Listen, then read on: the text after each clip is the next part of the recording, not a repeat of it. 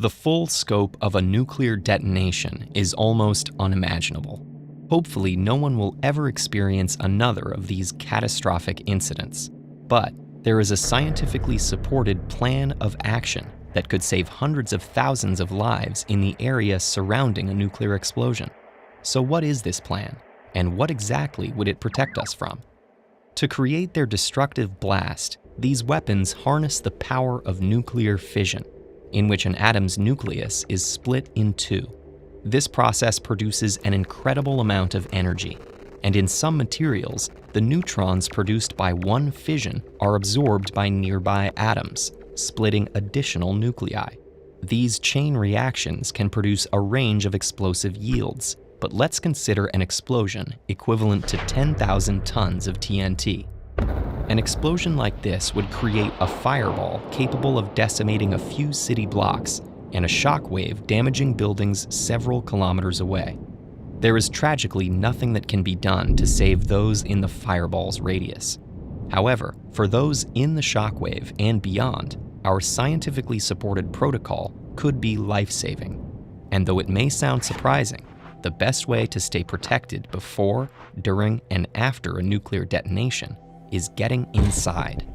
Similar to protecting yourself from tornadoes or hurricanes, getting and staying inside a sturdy building would offer protection from the explosion's shockwave, heat, and radiation. The shockwave of energy would travel several kilometers beyond the fireball's radius in the first few seconds. Sturdy buildings within that range should be able to withstand the shockwave, and staying in the centers and basements of these buildings also helps provide protection from heat and flying objects. Finding shelter is especially important if the fireball occurs close to the Earth, as it will pull thousands of tons of dirt and debris several kilometers into the atmosphere. As the fireball cools, unstable atoms created by the nuclear fission mix with the debris to produce the most dangerous long-term effect of a nuclear detonation: radioactive particles called fallout. These sand-sized particles emit ionizing radiation, capable of separating electrons from molecules and atoms. Exposure to massive amounts of this radiation can result in cell damage, radiation burns, radiation sickness, cancer, and even death.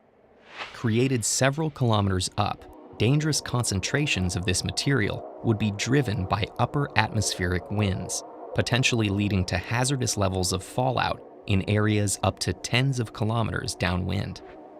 Thankfully, the same buildings that offer protection from the blast are even better at guarding against fallout. Radiation is reduced as it travels through space and mass. So while a broken window and sealed window both have the same minimal effect on radiation, thick layers of steel, concrete, and packed earth can offer serious protection.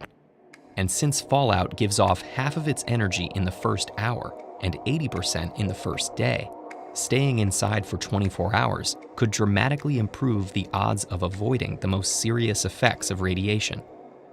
Following the blast, there would be at least 15 minutes to find shelter before the fallout begins. Since the most hazardous fallout particles are the heaviest, they sink through the air and collect on streets and rooftops, making ideal shelters underground or in the middle of high-rise buildings. But if someone were to get caught in the fallout, there are still measures they could take.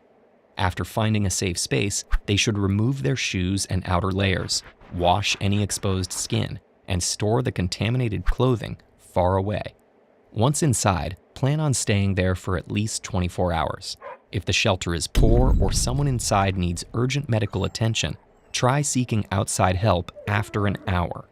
But ideally, stay inside and stay tuned for more information from first responders. While electric power, cell service, and internet would be down, most radios would likely survive. So listen in for emergency responders to determine the safest course forward. Nuclear weapons are some of the most powerful tools of destruction on Earth, and it may seem naive to put faith in these straightforward protective measures. But studies and simulations have repeatedly shown the benefits of getting inside. So while we'll hopefully never need to, remember to get inside, and stay tuned. When it comes to nuclear war, humanity has had some near misses. In this episode on the Cuban Missile Crisis, you'll learn how careful diplomacy and one man's courage prevented an international catastrophe.